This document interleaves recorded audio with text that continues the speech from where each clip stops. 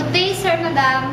I'm Lailani Kanay Panganiban, 37 years old, married, and has 3 children. I finished Bachelor of Science in Forestry. And about my working experience, I work here in the Philippines as a domestic helper. Good day to you, Miss Lailani. How are you today? I'm fine, ma'am, sir. So what do you think are the right attitude and characteristics of a good domestic helper? Sir, Madam, I'm honest, hardworking, and flexible. Can you tell me how to take care of newly born baby?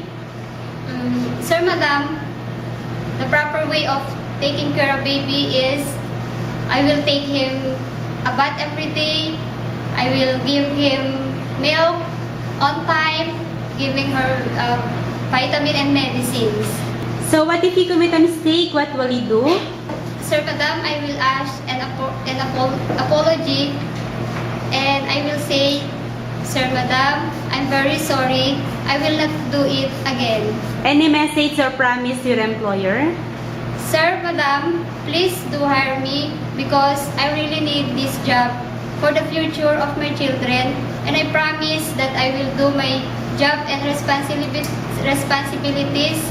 and I promise that I will finish my 2 years contract. Thank you, Miss Lailani, and good luck. Thank you very much, Sir, Madam.